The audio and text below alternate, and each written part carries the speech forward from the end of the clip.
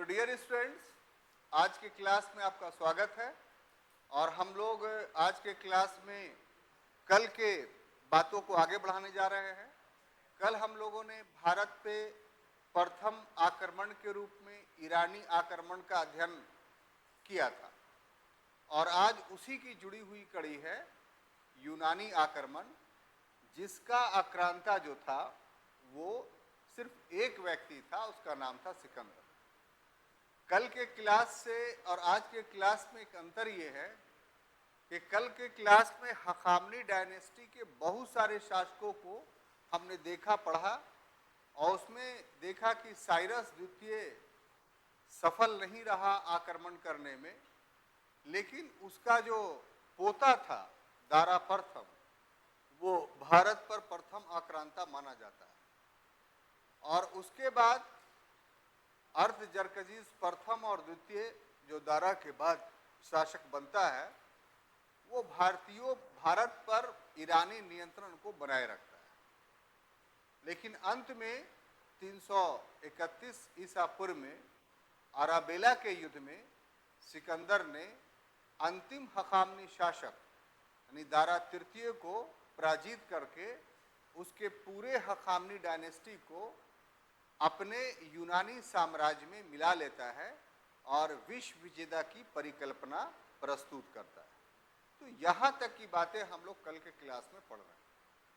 तो कल की क्लास की जो घटना है वो वास्तव में 6ठी शताब्दी ईसा पूर्व से लेकर के 4ठी शताब्दी ईसा पूर्व तक, और आज की जो घटना है यूनानी आक्रमण का, वो सिर्फ 4ठी शताब्दी ईसा पूर्व का है, क्योंकि सिकंदर ने भारत में 326 ईसा पूर्व में आक्रमण किया और लौट करके 323 में उसकी मृत्यु हो गई।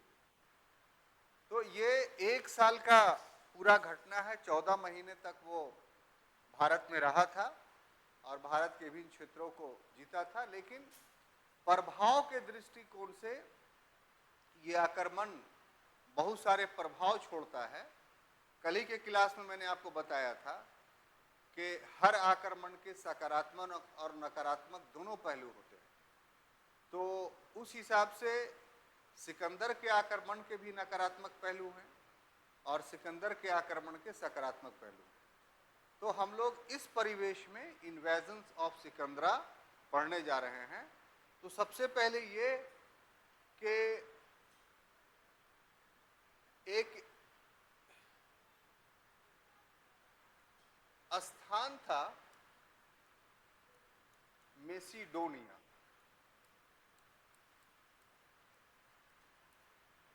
इस मेसिडोनिया का शासक था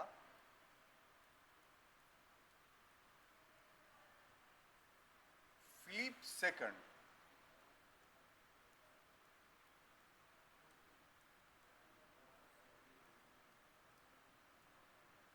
और फिलिप सेकंड ने जो शासन किया वो 358 से लेकर के 333 ईसा पूर्व तक।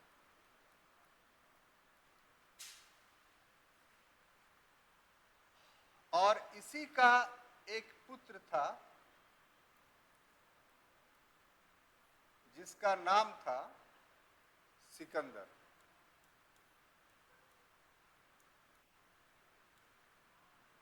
ठीक है। और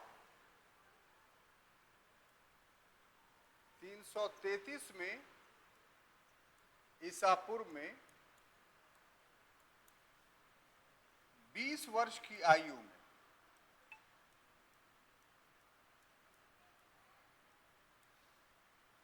वो फिलिप द्वितीय का उत्तराधिकारी बना, यानी वो मेसिडोनिया का शासक बना। क्लियर?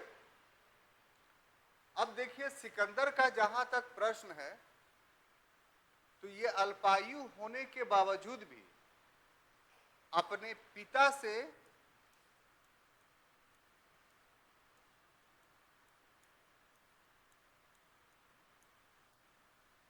विश्व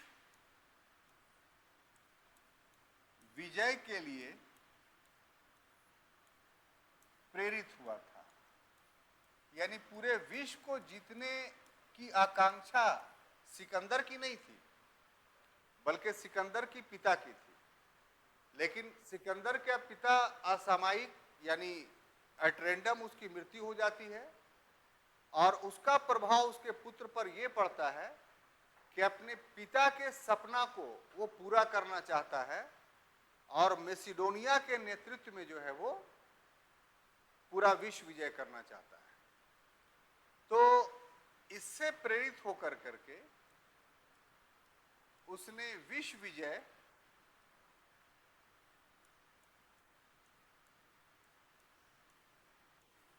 की योजना बनाई।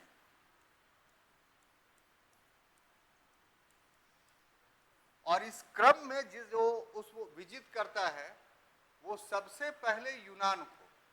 देखिए यहां पर एक बात ध्यान दीजिए कि एक्चुअली में मैसिडोनिया यूनान में ही है, लेकिन जिस समय की हिस्ट्री पढ़ रहे हैं उस समय मैसिडोनिया अलग एक रियासत था, एक स्वतंत्र था, और यूनान जो था अलग था। तो सबसे पहले उसके लिए आवश्यक था कि यूनान को मैसिडोनिया में शामिल करे ताकि वो यूनान का शासक बने। तो सबसे पहला उसका विजय यूनान में हुआ। उसके बाद उसने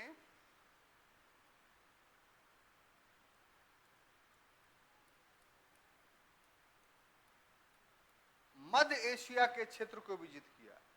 मध्य एशिया का क्षेत्र जो, या मध्य एशिया मत लिखिए इसको, बल्कि एप्रोप्रिएट वर्ड इसके लिए है एशिया माइनर।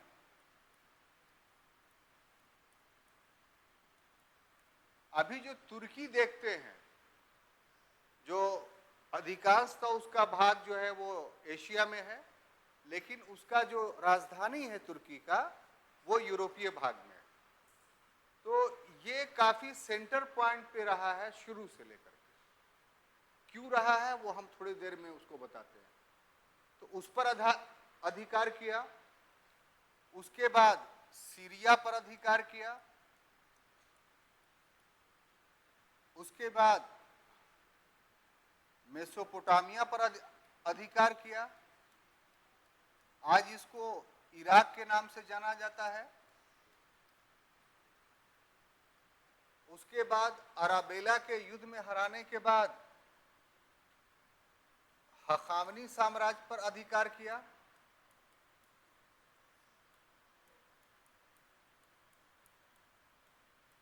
और इसके पहले ही उसने मिस्र पर अधिकार किया था।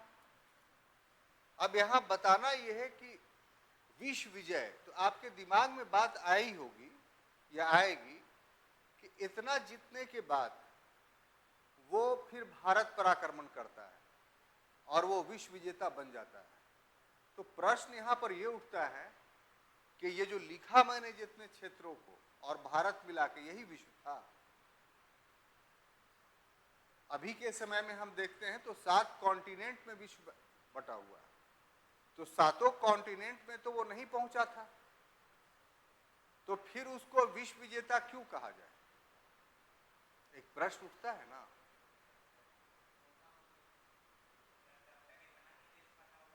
हाँ, बिल्कुल सही बात है। तो जिस समय का इतिहास हम लोग पढ़ रहे हैं उस समय में ज्ञात विश्व यही था।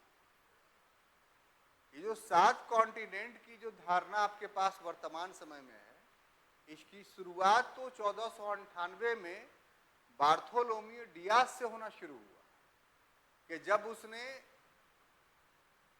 1486, कितना बोले थे अभी? 1486 ने बोले हैं। तो 1486 में बार्थोलोम्यू डियाज ने केप ऑफ गुड होप की खोज की। उसके बाद फिर यूरोप के लोग एशिया के देश में या अमेरिका की खोज कोलंबस ने किया। वास्को डी गामा उसी रास्ते पर चल करके भारत की खोज की। तो विश्व ज्ञात ही नहीं था, जो ज्ञात भूभाग था। अच्छा, ऐसा नहीं समझिए कि और कॉन्टिनेंट पे लोग रह नहीं रहे थे, रह रहे थे, लेकिन उनका जीवन बहुत विकसित नहीं था। एक कबायली और नोमैडिक रूप से रह रहे थे वो, या जंगली तरीके से रह रहे थे। जो भी थोड़ा बहुत विकास था, डेवलपमेंट कहा जा सकता है, या मनुष्य मनुष्य के रूप में रह रहा था, एक सभ्यता के साथ रह रहा था, वो एरिया यही है जो मैंने बोर्ड पर आपको लिखा। तो इसलिए इतने क्षेत्रों को जीतने के बाद सिकंदर अपने समय का विश्व विजेता माना जा सकता है। आज के कॉन्टेक्स्ट में उसे विश्व विजेता नहीं कहा जा सकता, लेकिन जिस समय का वो शासक था, उस समय ज्ञात विश्व के सभी क्षेत्रों पर उसने अधिकार कर लिया था, इसलिए सिकंदर विश्व विजेता था। तो जब इतने क्षेत्रों को जीत लिया, तो इसके बाद शेष जो बचता है वो क्षेत्र कौन था? तो वो क्षेत्र भारत था। तो इसलिए उसने अपने अंतिम अभियान के रूप में उसने भारत पर आक्रमण करने का निर्णय लिया, क्योंकि उसका उद्देश्य पूरे विश्व को जीतना था, और जब तक भारत को विजित नहीं करता तो विश्व विजेता का सपना उसका पूरा नहीं होता। अब देखिए साहब, भारत की स्थिति देखिए कि क्या था इस समय।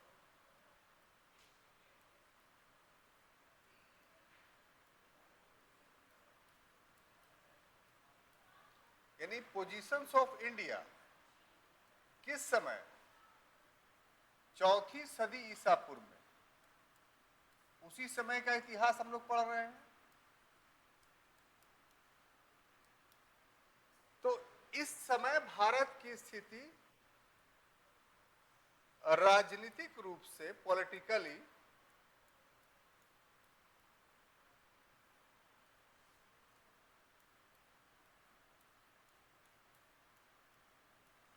पूर्व की तुलना में, यहां पर पूर्व का मतलब हुआ कि हखामनी आक्रमण के समय में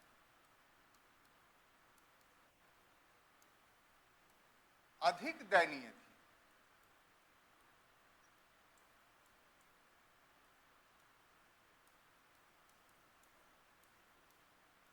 क्यों ऐसा कह रहे हैं? क्योंकि हखामनी इन्वेजन्स के टाइम में हम लोगों ने देखा था कि पश्चिमोत्तर भारत में जो बॉर्डर एरिया था उसमें 3 ही स्टेट थे। कौन कौन थे? तो कंबोज था, कंधार था और मद्र था, यानी पंजाब। और ये तीनों के बीच संघर्ष हो रहे थे। लेकिन इस समय भारत राजनीतिक रूप से राजतंत्रात्मक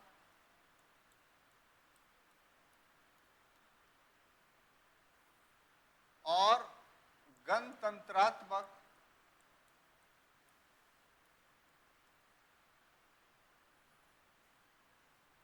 राज्यों में विभाजित था।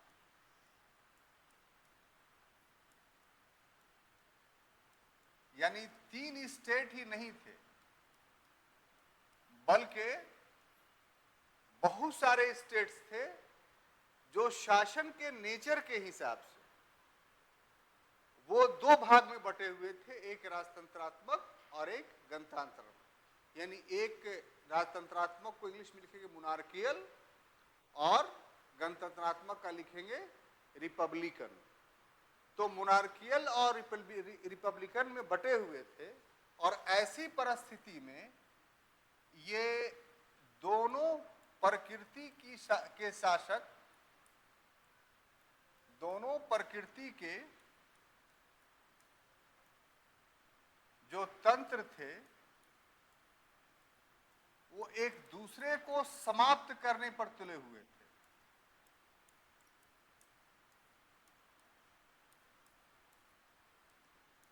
को समाप्त करने पर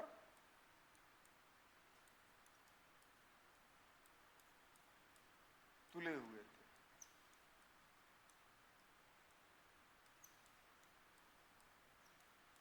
मतलब राजतंत्र जो एरिया था, जितने राजा थे, उनका यह विचार था कि गणतंत्र रहे ही नहीं, और गणतंत्रात्मक जो राज्य था उनका सभी का प्रयास होता था कि राजतंत्र नहीं रहे। इसके पीछे क्या कारण था? तो इसके पीछे कारण यह था कि गणतंत्र का मतलब लोकतंत्र नहीं समझिए। यहां पर ये पहले ही बता चुके हैं। यहां पर गणतंत्र का मतलब था कि विभिन्न कबीला के सरदार आपस में मिल करके 5-10 कबीले के सरदार मिल करके एक संघ बना लेते थे और वो संघ ही पूरे एरिया पर शासन करता था। तो ऐसे में वो संघ काफी शक्तिशाली हो जाता था और उसका प्रयास ये होता था कि अपने संघ का फेडरेशन के सीमा में विस्तार करे। तो वो इस विस्तार कैसे होता? तो राजतंत्र के क्षेत्र को अपने में मिलाने से होता। तो शासन प्रकृति में भिन्नता के कारण जो संघर्ष हखामनी आक्रमण के समय था, उस संघर्ष से ज्यादा अधिक प्रबल संघर्ष सिकंदर के आक्रमण के समय उत्तर पश्चिम भारत में शासन की प्रकृति में परिवर्तन के कारण उपस्थित हुआ। इसका अध्ययन करके एक हिस्टोरियन है जिनका नाम है प्रोफेसर हेमचंद्र राय चौधरी। हेमचंद्र राय चौधरी, इनका कहना है कि इस प्रकार के कुल 28 राज्य, वहां 3 थे हखामनी के समय में, उत्तर पश्चिम भारत में उपस्थित थे। उत्तर पश्चिम भारत में क्या थे? मौजूद थे और सब एक दूसरे से, एक तो शासन की प्रकृति के आधार पर संघर्ष था, दूसरा राजतंत्र के बीच भी संघर्ष था और गणतंत्र का गणतंत्रात्मक व्यवस्था से भी झगड़े थे।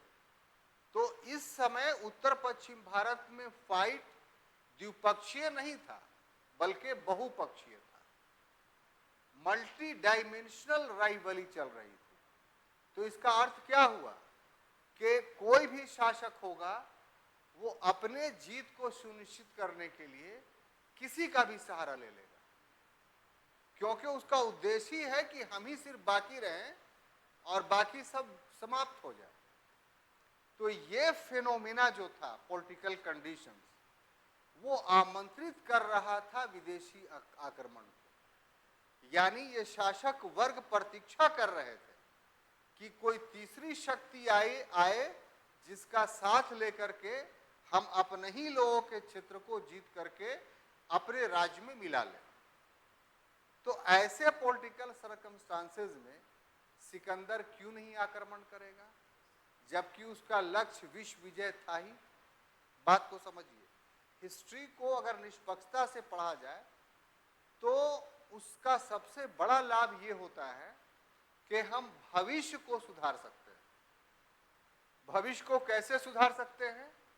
तो जो भूत में गलतियां की गई उन गलतियों को वर्तमान में ना करें ताकि भविष्य मेरा उज्जवल हो जाए। इतिहास इस ढंग से काफी उपयोगी है। जो लोग या जो जातियां इतिहास का अध्ययन नहीं करती और इतिहास से सीख नहीं लेती, वो विकास नहीं कर पाती। आज चीन इतना विकास क्यों कर पाया?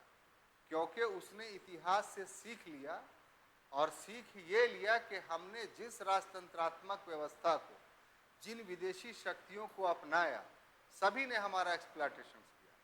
तो हमारे विकास का सबसे अच्छा आधार क्या है कि अपने संसाधनों से, अपनी योग्यता के बल पर अपने तकनीक का विकास करें और तभी हम अपने बल पर विकास कर सकते हैं।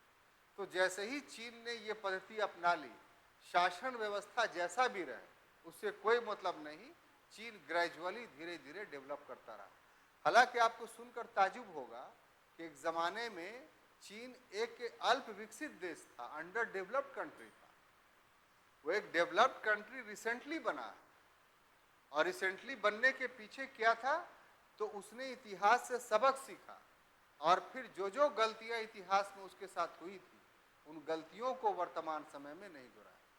क्या था? चीन अखाड़ा बना हुआ था युद्ध का, विश्व की जितनी शक्तियां थी वहां पहुंच गई थी और खरबूजे को बांटने का एग्जाम्पल दिया जाता था चीनी खरबूजे को। अब चीनी पॉलिसी क्या होगी? कुछ भी हो जाए, अपने भूमि पर युद्ध हम नहीं होने देंगे। तो आप गौर से देखिए कि कितने लंबे समय से उसके भूमि पर युद्ध नहीं हुआ है। ब्रिटेन जिस समय विश्व साम्राज्यवाद का पुरोधा बना हुआ था, नेता बना हुआ था, आप एक भी एग्जाम्पल दिखा दीजिए कि उसने अपनी जमीन पर युद्ध किया हो। दूसरी जमीन पर युद्ध करता है। अमेरिका जो विश्व शक्ति अभी बना हुआ है, आप अपने जीवन काल या और पहले की घटनाओं को देख करके बताइए कि अमेरिका की धरती पर कब युद्ध हुआ है। तो ये सब इतिहास से सीख करके वर्तमान में अपनाना पड़ता है, तब जाकर के किसी का भविष्य उज्जवल होता है। तो इससे हमें यह सीख मिलती है कि जो विभेद है देश के अंदर, वो विभेद नहीं रहना चाहिए। विभेद रहेगा तो फिर विदेशी आक्रमण के अवसर हमेशा उपलब्ध रहेंगे। ये 4वीं शताब्दी ईसा पूर्व की घटना हमें बताता है। तो इस परिस्थिति में, ऐसी परिस्थिति में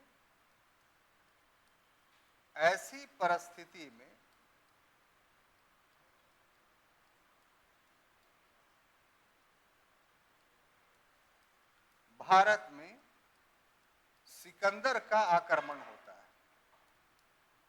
सिकंदर का आक्रमण होता है। ठीक है? तो ये एक तरीके से हमने आपको इंट्रोडक्टरी बातें बताई, यानी इस टॉपिक का इंट्रोडक्शन है। आप लिखिए, तो आगे वाला टॉपिक हम शुरू करते हैं।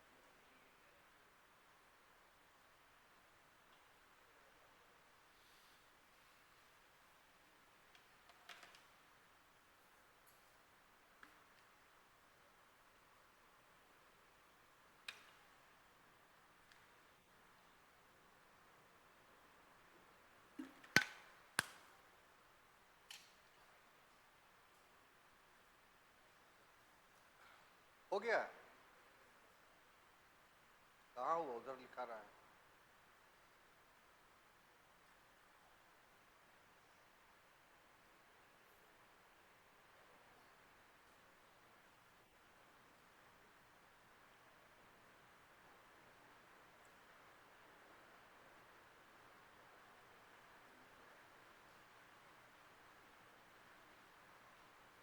तो बोलोगी कि हो गया, लिखी कीजिए।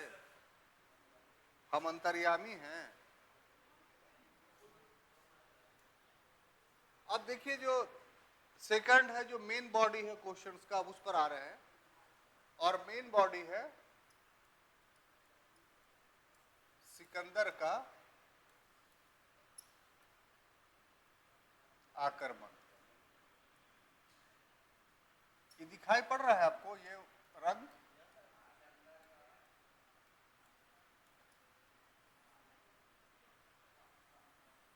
तो 326 ईसा पूर्व में, 326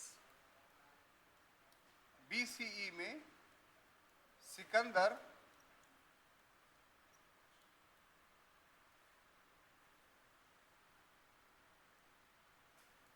भारत अभियान पर या भारत विजय हेतु मैसिडोनिया से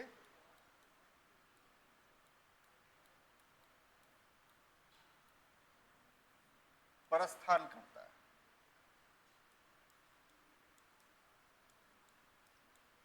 ठीक है? यानी अपना देश 326 में छोड़ देता है।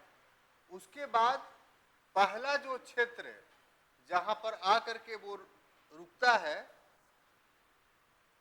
वो है बैक्ट्रिया। बैक्ट्रिया उस समय बल्ख के नाम से जाना जाता था। ये भारतीय क्षेत्र नहीं है। ये उज्बेकिस्तान जो अभी देख रहे हैं, वहीं बल्ख पड़ता था। उस समय उसको बल्ख बोलते थे, आज ये बैक्टीरिया के नाम से जाना जाता है। तो यहां उसने अपना आक्रमण का केंद्र बनाया।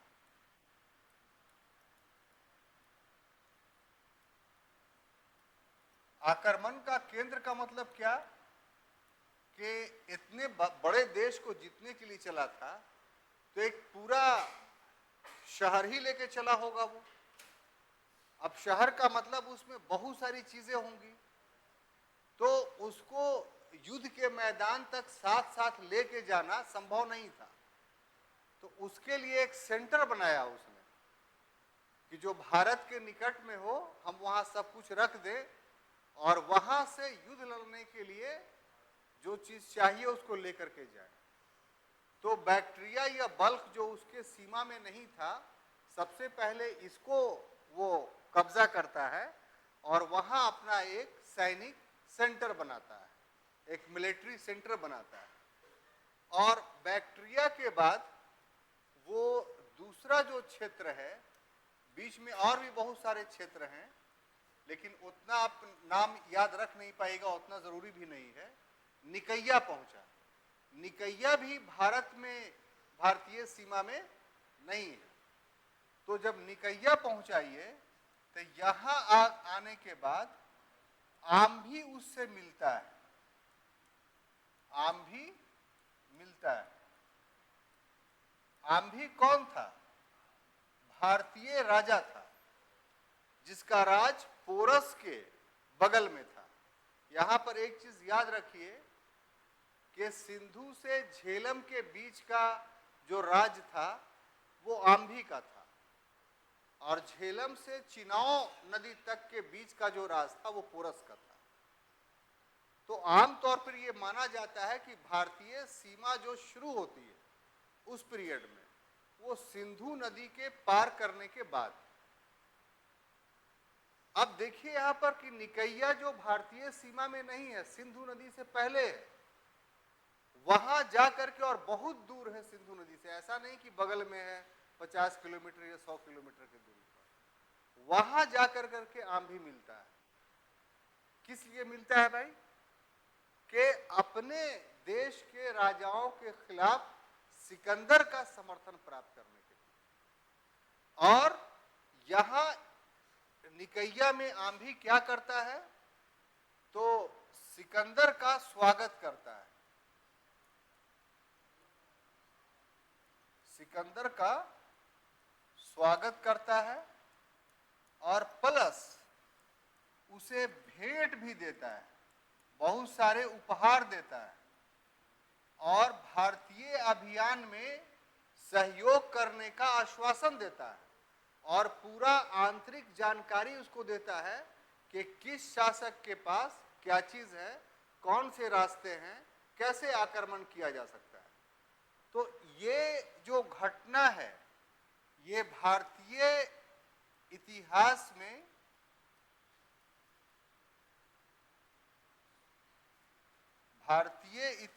में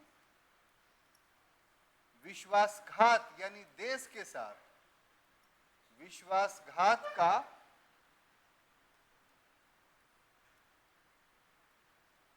प्रथम उदाहरण है।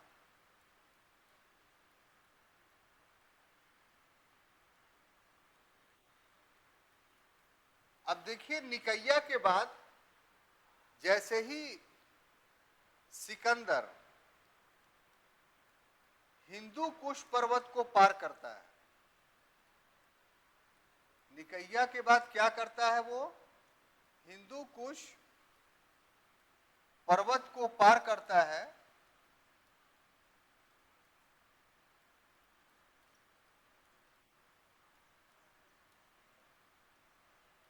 तो उसके बाद एक दूसरा भारतीय राजा उससे मिलता है जिसका नाम शशि गुप्त था। और ये शशि गुप्त जो है दूसरा विश्वासघाती है। विश्वासघाती।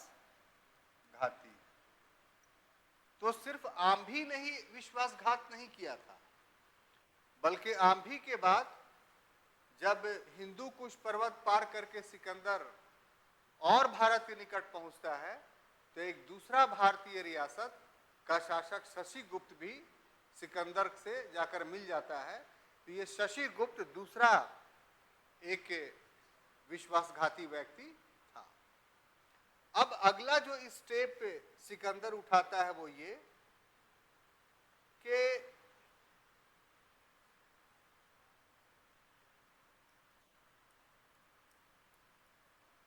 सिंधु नदी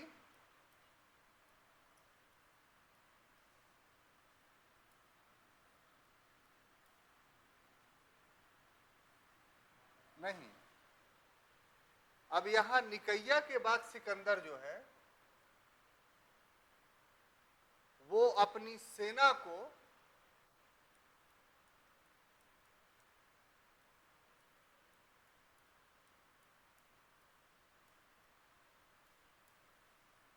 दो भागों में विभाजित कर देता है।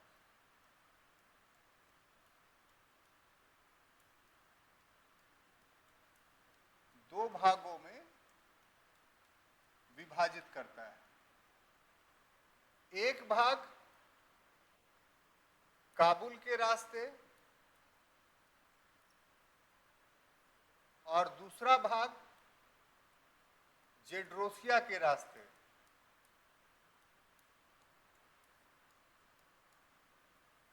जेड्रोसिया वाले रास्ते का नेतृत्व वो स्वयं कर रहा था, जबकि काबुल वाले रास्ते का नेतृत्व उसके सेनापति कर रहे थे। अब यहां पर देखिए क्यों उसने बांटा इसको। तो बांटा इसलिए कि निकैया से लेकर करके पुष्कलावती तक बहुत सारे भारत रियासतें थी, तो चाहता था कि ये सबको हम विजिट कर लें। तो इसीलिए निकैया से अपनी सेना को दो भाग में बांट दिया उसने, और एक भाग सेनापति के अधीन करके काबुल से रवाना किया, क्योंकि ये रास्ता थोड़ा ठीक था, मतलब बहुत संकटमय नहीं था। और जो सबसे ज्यादा कष्टदायक रास्ता था, जिस रास्ते पर साइरस सेकंड पराजित हुआ था, जेड्रोसिया का रेगिस्तान का, कल के क्लास में हमने आपको बताया, उस रास्ते को उसने स्वयं चुना।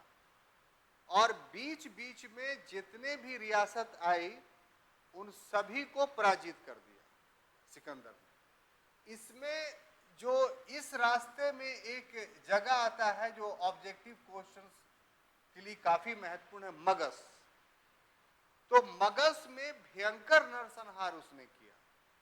कहा जाता है कि सारे पुरुष को सिकंदर ने मार दिया, और यही वो एकमात्र क्षेत्र था भारत का कि जहां के स्त्रियों ने मुकाबला किया सिकंदर से।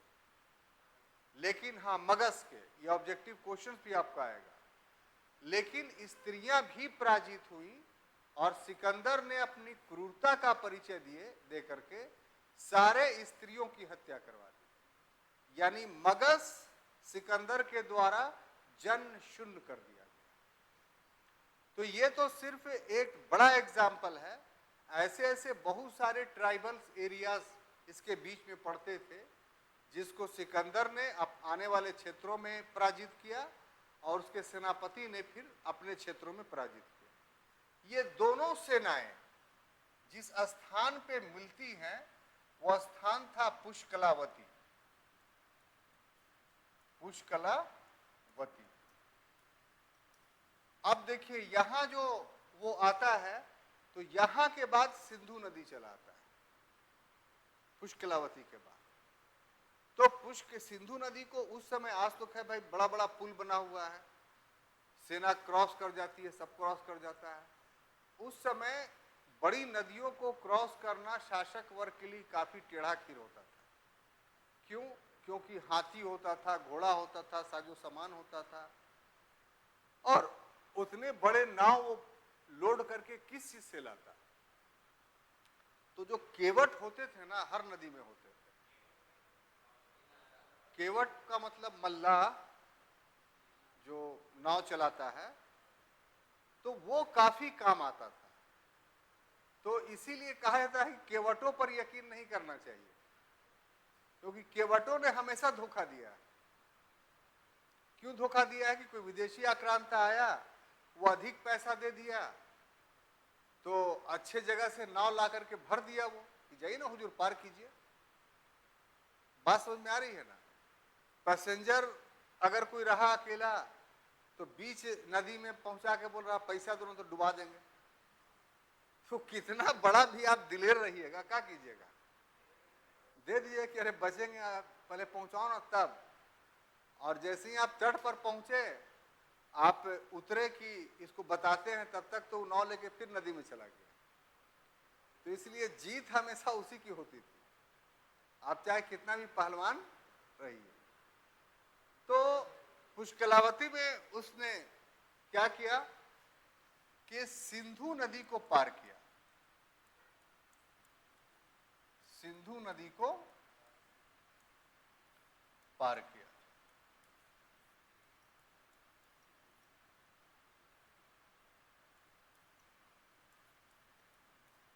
ठीक है, और पार करने के बाद जो पहला रियासत आता है वो आंभी का राज आता है। आंभी का राज आता है। इसका राज सिंध से झेलम के बीच में था। सिंध से, देखिए सब हम इस ढंग से लिख रहे हैं ना कि आप चाहिए तो उसको सब्जेक्टिव भी चेंज कर लीजिए, और इसमें से सारा ऑब्जेक्टिव निकल रहा है। तो यहां क्या हुआ कि आंभी ने भव्य दरबार का आयोजन किया।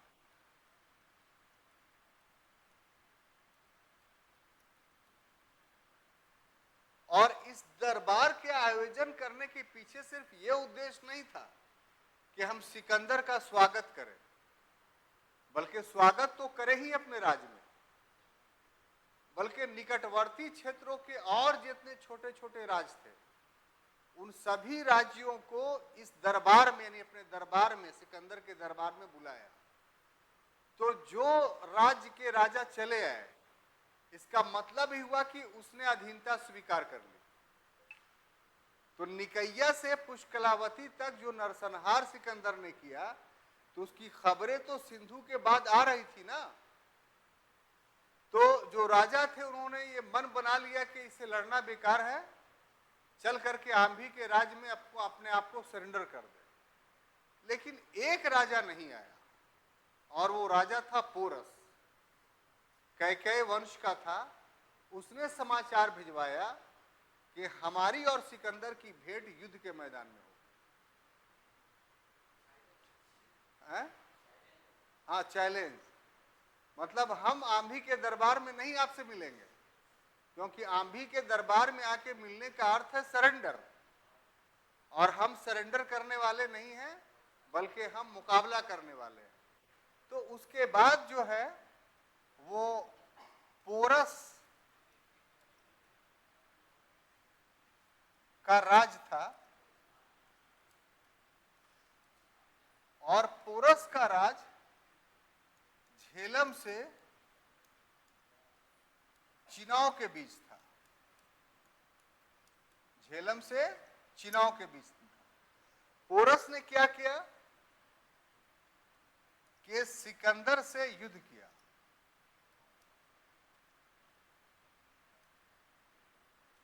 सिकंदर से युद्ध किया। यह युद्ध भी अपने आप में बहुत दर्शनीय था उस समय के लिए। क्यों? क्योंकि घमासान दोनों के बीच युद्ध हुआ, इतना कि बाद में उसके सैनिक पर कुप्रभाव यह पड़ा कि वो वापस भाग गया। लेकिन गलती यहां यह होती थी कि सिकंदर के पास घोड़ा था, और भारतीय पक्ष की सेना में जो सबसे ज्यादा संख्या थी वो हाथियों की थी। तो ऐसे में क्या होता था कि हाथी जब बिदक जाते थे तो अपने ही सेना को जो है वो घायल कर देते थे। इसका लाभ विरोधी पक्ष को मिलता था। युद्ध करते करते जब थक गया पोरस, तो अपने हाथी को उसने घुमा लिया, देख लिया कि अब हम जीत नहीं सकते, अपने सैनिकों को मरवाना ठीक नहीं है, तो उसके सैनिक उसके पीछे पीछे चले गए। तो सिकंदर बहादुरों की बड़ी इज्जत करता था, अगर डरपोक उसके सामने कोई आ जाए तो फिर उसको बहुत मार मारता था, लेकिन बहादुर कोई चलाता था तो उसका बड़ा सम्मान करता था। तो लड़ाई में सिकंदर ने भी देख लिया कि पोरस बहुत बहादुर है, तो आंभी को भेजा कि जाओ उसको समझाओ कि अभी भी सरेंडर कर दे, लड़ने से कोई फायदा नहीं है। तो आंभी गया समझाने के लिए, तो जैसे ही आंभी को पोरस देखता है तो हाथी पर से ही अपने भाला को उस पर मारता है, आंभी पर, लेकिन आंभी झुक जाता है, बच जाता है। तो इस इतना भयंकर दृश्य था कि इसको बाद में के शासकों ने अपने क्वाइंस में पर इसको उत्कीर्णित किया है, इस चीज को। तो आकर के आंभी बोलता है नहीं आ रहा भाई। तो फिर माउस एक राजा था जो अभिन्न मित्र था पोरस का, तो उसको भेजता है कि तुम जाके समझाओ। तो उसके कहने पर पोरस आता है, किसके दरबार में? सिकंदर के दरबार में। तो उसके 9 घाव लगे हुए थे और उसी अवस्था में वो आता है। तो पूछता है सिकंदर कि तुम्हारे साथ कैसा व्यवहार किया जाए। तो ये बहुत ऐतिहासिक प्रसिद्ध कोटेशंस है जो बार बार राजा एक दूसरे पर दोहराता है वर्तमान समय में भी, कि जैसे एक राजा दूसरे राजा के साथ व्यवहार करता है। माने अभी भी हम किंग हैं, हम हारे नहीं हैं। ये सेंटेंस बहुत भाग गया सिकंदर को और सिकंदर ने उसको गले से लगा लिया। इसका भी क्वाइंस में चित्र उकेरा गया है। और फिर सिकंदर ने उसके सारे राज उसको लौटा दिए। वही नहीं बल्कि अपने द्वारा जीते हुए जो और रियासतें थी वो भी पोरस को दे दिया। तो इस तरीके से पोरस युद्ध में हार करके भी जीत गया और आंभी जो है युद्ध ना करके भी हार गया। ये इतिहास में कहा जाता है। तो इतिहास में वीरता की हर समय पूजा होती है। अब इसके बाद साहब वो और आगे की ओर बढ़ता है। कौन? सिकंदर। चूंकि उसका भारत के आंतरिक भाग पर ही पहुंचने का लक्ष्य था। तो और जब आगे बढ़ता है तो एक जगह आता है व्यास नदी। व्यास नदी जो था ये अंतिम पड़ाव था सिकंदर का। ठीक है, व्यास नदी क्या था? ये अंतिम पड़ाव था। क्यों ऐसा कहा जा रहा है? ऐसा इसलिए कहा जा रहा है कि व्यास नदी पर पहुंचकर सिकंदर की सेना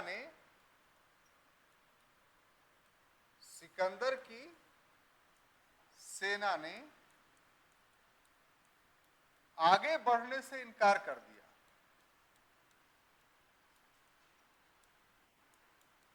आगे बढ़ने से क्या कर दिया? इनकार कर दिया। अब ऐसा क्यों किया? तो इसके पीछे कुछ कारण उत्तरदायी थे।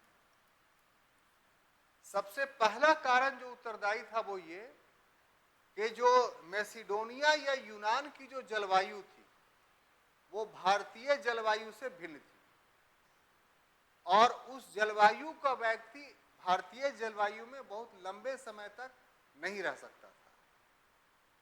दूसरी बात, घर से आए हुए उनको वर्ष गुजर चुका था, 1 वर्ष। ऐसे में सारे सैनिकों को घर की याद आ रही थी, अपने लोगों से मिलना चाहते थे। तीसरी बात यह कि विपरीत भौगोलिक परिस्थिति के कारण बहुत सारे सिकंदर के सैनिक मर चुके थे और जो बचे हुए थे उसमें से बहुत सारे अपंग हो चुके थे।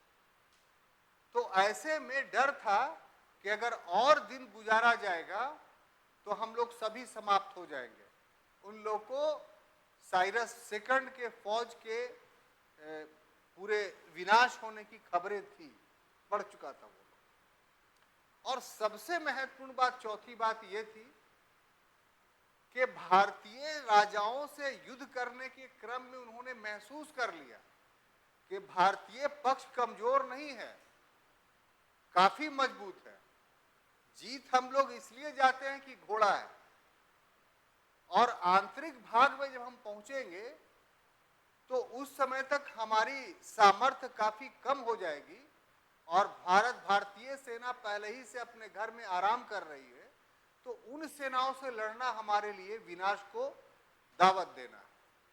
तो ये सब वो कारण थे जिसका प्रभाव सिकंदर के सैनिकों पर था।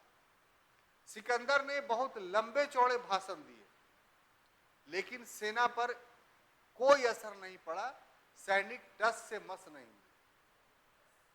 उसके बाद सिकंदर अपने खेमे में चला गया। खेमा माने जो टेंट का घर होता है, राजा का अलग हुआ करता था, और उसमें 3 दिन तक वो नहीं निकला। इतना प्रभाव पड़ा इसका।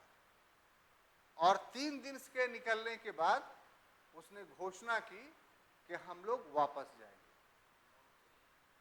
आओ अब लौट चले।